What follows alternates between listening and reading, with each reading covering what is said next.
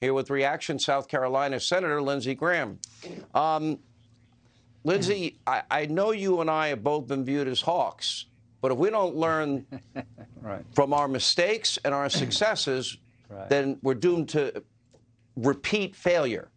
Now, what happened in Afghanistan ended up being an unmitigated failure and a disaster.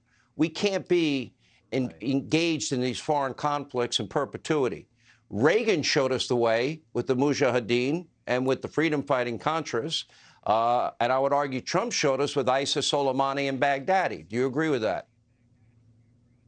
Yeah, 100%. President Trump said something today that I think was really smart.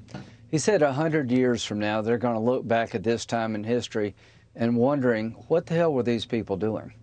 What did you suggest? You suggest that the war criminal, Putin, who is murdering Ukrainian men, women, and children by the thousands now, should go.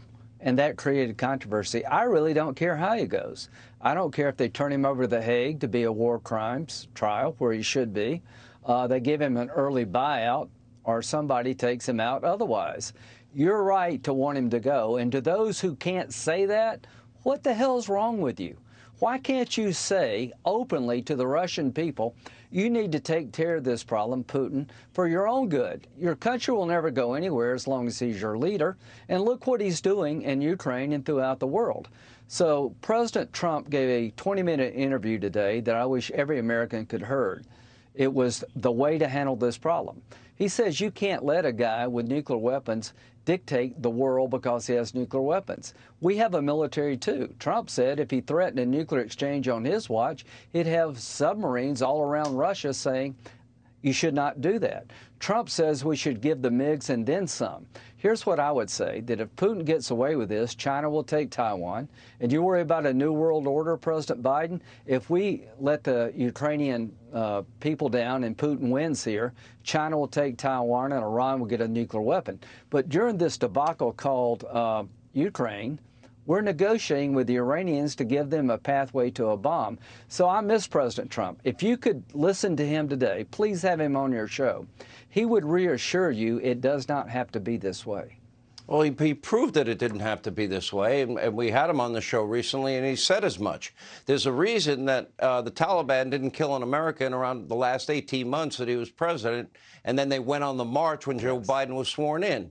That's called peace through strength. In terms of America's role, why would Joe Biden veto Poland giving MiGs to the Ukrainians so they can fight their own war? That seems like a mistake, too. Because Putin owns Biden. Biden is afraid of escalation. He's afraid of making Putin mad. As the troops were building up around the Ukraine, Republicans and Democrats said, put sanctions on Putin for the provocation of a military buildup. Don't wait till the invasion. So here's two questions the world needs to ask and answer. There's going to be a NATO summit. Here's what I would say on your show to NATO. If there's a chemical weapons attack by the Russian military against the Ukrainian people, we should impose a no-fly zone immediately because that's breaking all the rules that we've established since World War II. If Putin explodes a nuclear weapon inside of Ukraine, the radiation will affect most of Europe. We should consider that attack on NATO itself. So the one thing I've learned with bullies like Putin, if you're not clear, then they will assume you're weak. So nobody assumed Trump was weak. You know why Putin didn't invade Ukraine on Trump's watch? Because he didn't think he'd get away with it. Taiwan is looking at Ukraine as a dress rehearsal. This is the most dangerous time in world history since the 1930s. So I'm begging NATO to let Putin know what would happen if he used chemical weapons on the poor, suffering people of the Ukraine. We were to control the skies through NATO. If he launches a nuclear weapon, if he explodes a nuclear weapon in the Ukraine to scare us all away, we should say the radiation coming to NATO countries is an attack on NATO itself, and you're picking a fight with NATO. Well, let's see what happens. This is what happens when you have a weak American president that projects nothing but weakness. Yeah. Senator Graham of South Carolina, thank you. Hey, Sean Hannity here. Hey, click here to subscribe to Fox News YouTube page and catch our hottest interviews and most compelling analysis. You will not get it anywhere else.